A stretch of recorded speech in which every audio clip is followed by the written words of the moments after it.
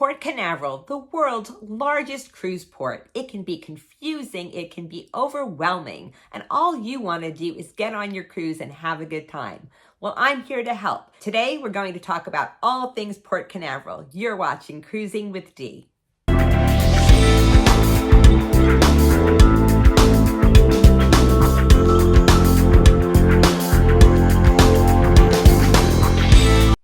I'm Denise Van Patten. Thank you for joining me. So Port Canaveral, it is the world's largest cruise port.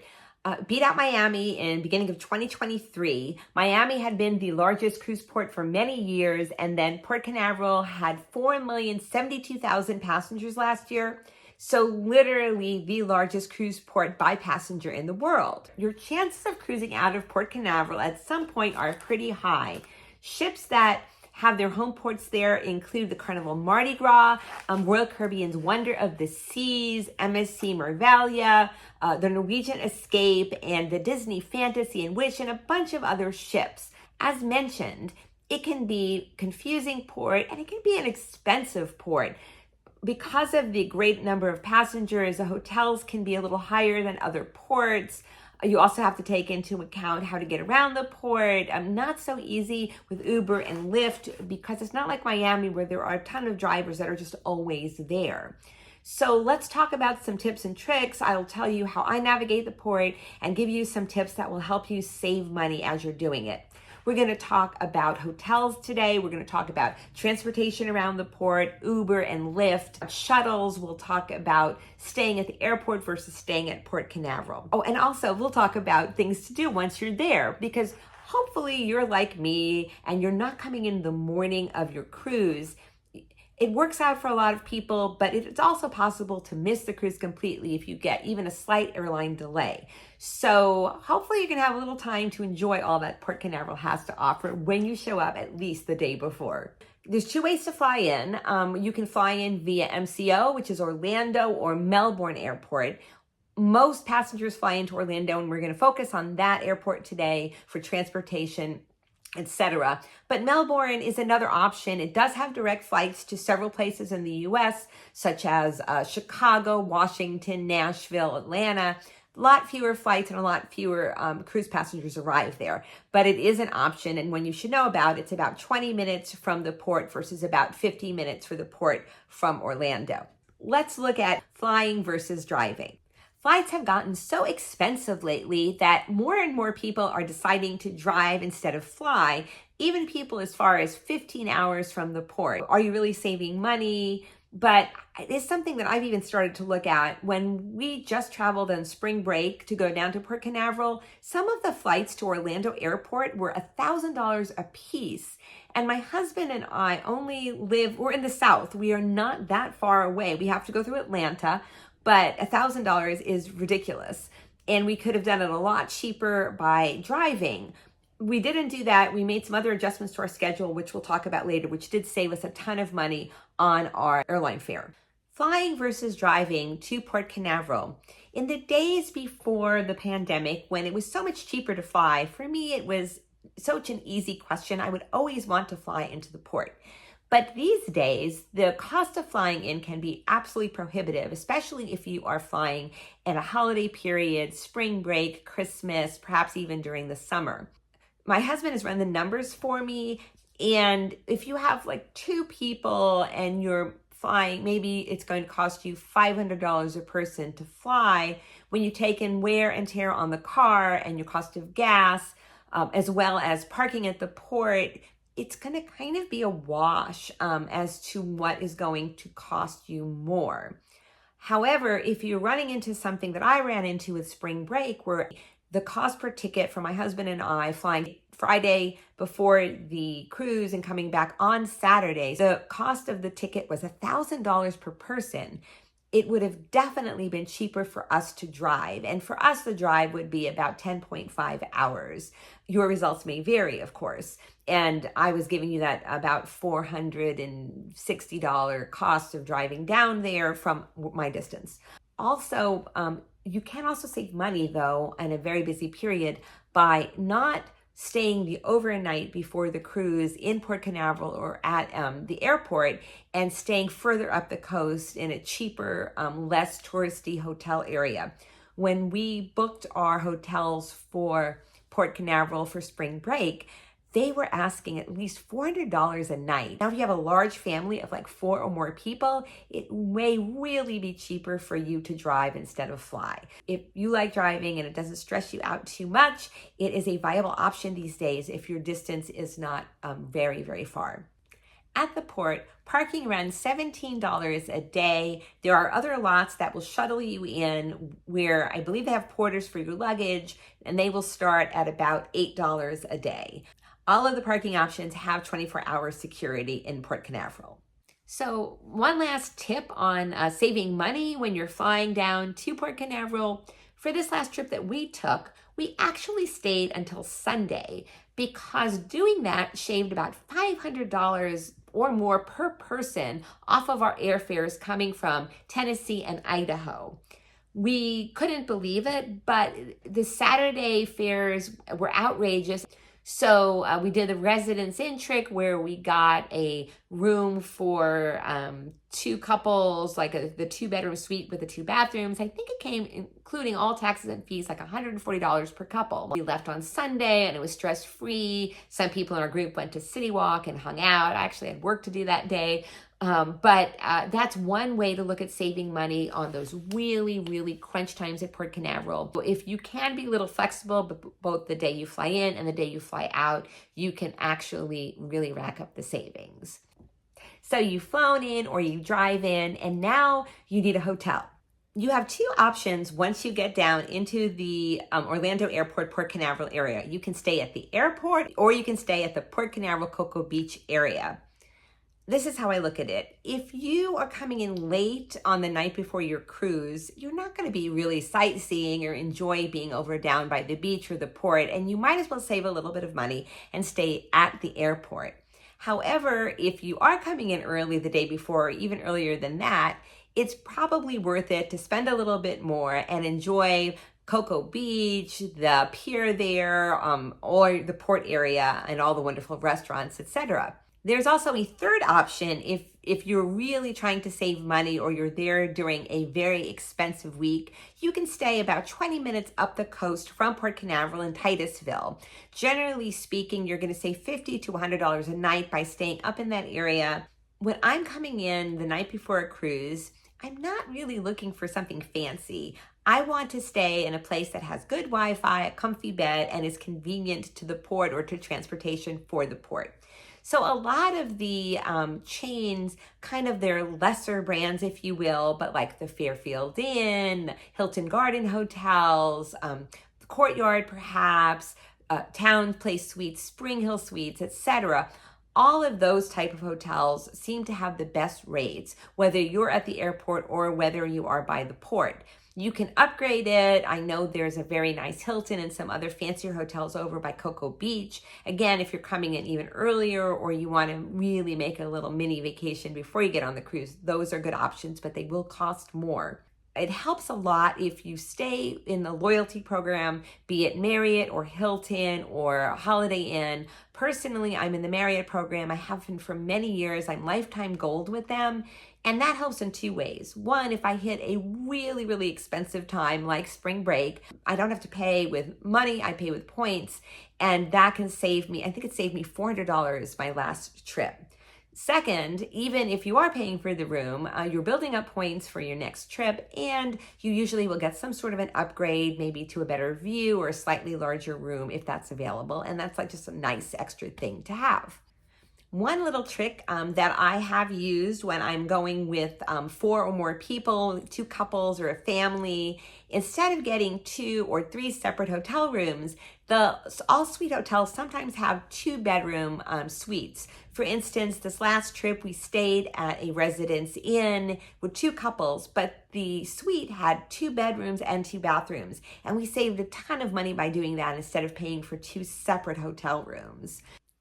Some of my favorite hotels when I'm staying in Port Canaveral are the Town Place Suites and the Spring Hill Suites. They're so close to the port, or the Courtyard Marriott, which is in Cocoa Beach, at walking distance to the beach and the pier. So those are my favorites. Again, within your brand, hopefully you can find your own.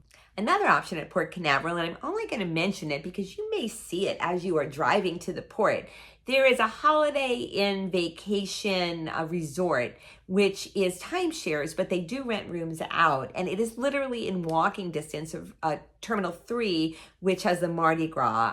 And we actually picked our Uber up there, and it's like right there. I haven't ever stayed there, and I have heard mixed things. It's very expensive to stay in one of their condo type of accommodations, but it might work out with a large group. They have smaller rooms. Again, it's quite expensive, and those rooms be kind of odd and not even have a window. But there's an appeal to being able to just walk to your cruise the next morning. So just in case you see that hotel, that's why I'm not recommending it. Transportation. This is a big one to consider when you're flying into Orlando and you're going to travel out of Port Canaveral. It's just a long distance. Let's look at the various options. First of all, you can simply pick up a taxi. That's going to be your most expensive option, about $120 to $140 going from the airport to the Port Canaveral hotels or Port Canaveral. So it's quick. You can just kind of walk out of the airport and pick up a taxi, but you're going to be spending the most amount of money. An Uber or a Lyft will run, they say anywhere from $70 to $140, but I have mostly paid closer to $70, at least going to the port when I have not had surge pricing. We'll talk about disembarkation transportation at the end of this video. Then you can look at shuttles. There are a ton of shuttles. If you're going directly from Orlando Airport to the port, it's about $29.95 per person with one of the companies called GoPort. That is a fantastic rate. It's going to be way cheaper than an Uber if you're by yourself. If you're with two people, it's approaching the price of an Uber. If you've got like 4 people, however, you might as well take an Uber XL. You'll fit all 4 of you in your luggage for the most part, unless you pack way too much. But that will actually end up being cheaper for the most part than 4 people taking a shuttle. If you're looking to save money, whether you're taking the shuttle versus a Uber or a Lyft will depend on the number of people. Also, if you're going to a hotel that is based at the port, it's kind of hard to get GoPort or another shuttle to take you directly to the hotel. If you're wanting to shuttle and you're staying at the airport, what you can easily do is take most of the airport hotels have free airport shuttles. So it'll just take you the night before when you arrive directly from the airport to your hotel. And then you can shuttle back the next morning to take one of the GoPort or other shuttles that are provided. That is a great way to do it. Usually the shuttles leave every hour or so. You should arrange it in advance. And also one thing to be aware of, if you have a very early boarding time, if you are high loyalty level with your cruise line, or if you're in a suite and can board at like 10 or 10:30, most of the shuttles will not get you there in time to board. There's another way that you can easily shuttle all around, and that is something called a fly, snooze, and cruise package. And so GoPort is a company. There may be others, but I'm familiar with GoPort because I know people have used them. So you get a package deal that includes your hotel plus your transportation to and from the port. Most of these are from the airport hotels. There are a couple that go from the Port Canaveral hotels, well, those are very expensive. But if you're staying at the airport hotel and you want everything arranged, it's a good option. Looking at a random date in June, most of those fly, snooze, and cruise packages are going to run you anywhere from $250 to $350. But since it's all in with your transportation and includes transportation back after the cruise to the airport, it is a very popular option. But again, one caveat with using that type of a shuttle arrangement is you have to take a look. Each hotel will have a set time that shuttle from GoPort, etc., will pick you up. And the vast majority are 11 or 11:30 for the pickup time. So if you're trying to get to the port for a 10 or 10:30 embarkation, that will not work out for you. So you're staying at one of the hotels at Port Canaveral or Cocoa Beach. You still have to arrange your transportation the morning of the cruise to your ship. This is important, and this can be very expensive or time consuming if you haven't planned ahead. Your hotel may have a shuttle. Generally, it's either free or for a nominal fee of $10 to $12 a person. You sign up the night before, and they'll have a prearranged time.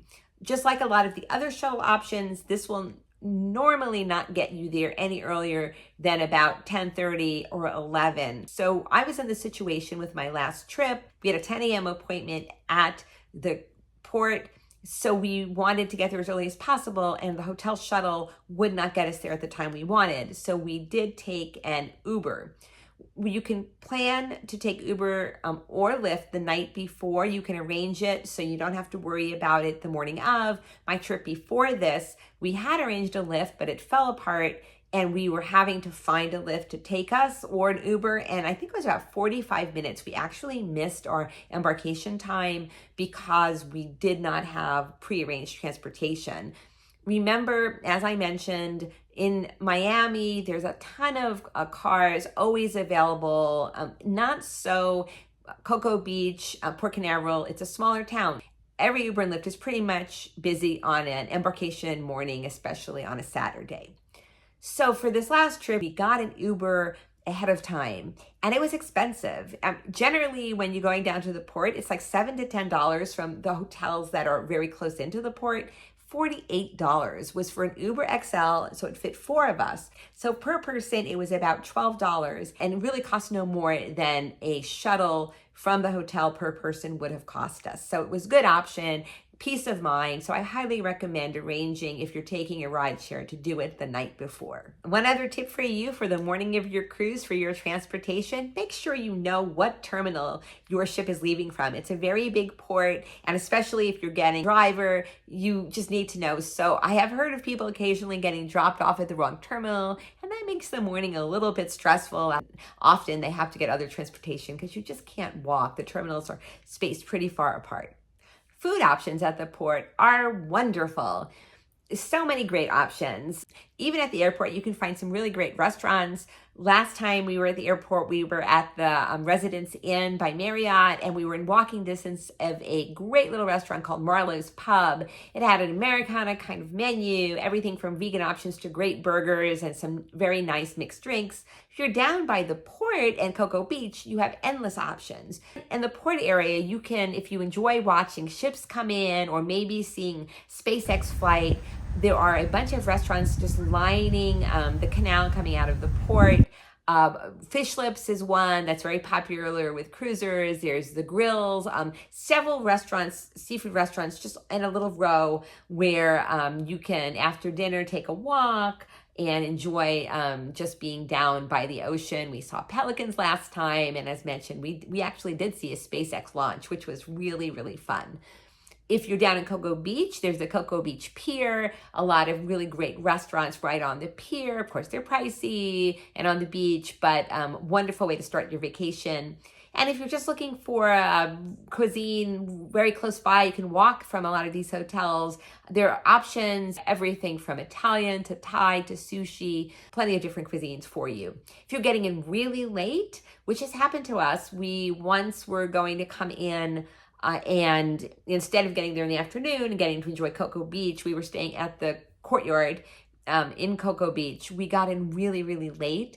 And so we just got takeout, plenty of takeout options. You can just ask at the front desk and they'll give you menus and some recommendations.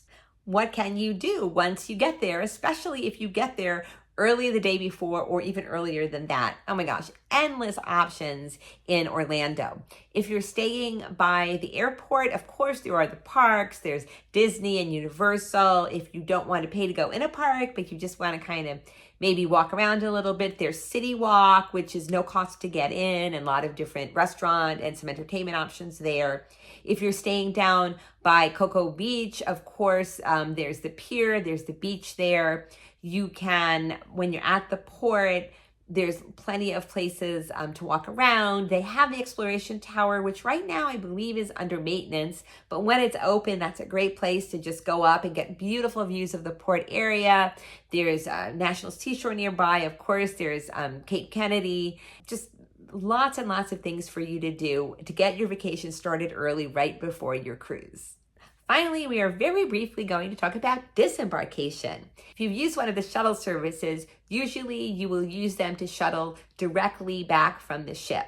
If you take flying programs with one of the cruise lines where they've included airfare and transportation from the airport, again, when you leave, you will simply take the cruise line shuttle.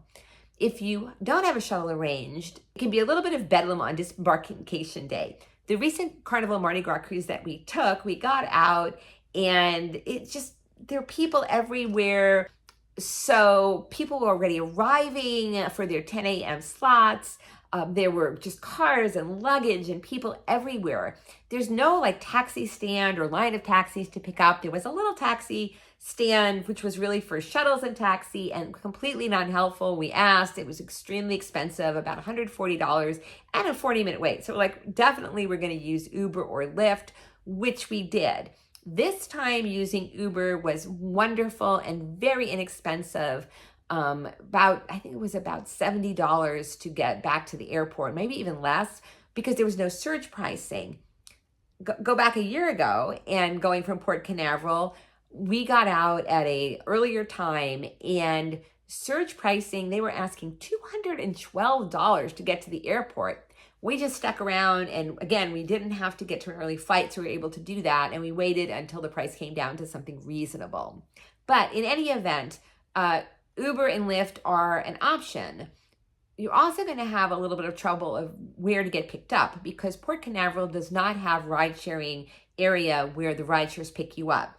So some of them will come into the area where people are being dropped off, but they don't like to do that because it takes a while to get in and out of there. We walked across the street to the sign where the Holiday Inn vacation resort was because it was very identifiable on the main road, and that was a great place for our driver to pick us up. That's it for my Port Canaveral how-to. I hope you learned a lot. I would really love to hear about your experiences flying into Port Canaveral and from cruising out of there. What do you think of the port? What's your favorite hotel?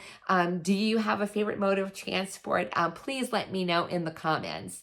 And please also, if you haven't already, subscribe to my channel. Just hit the subscribe button. Please like the videos. It really, really helps us out with YouTube.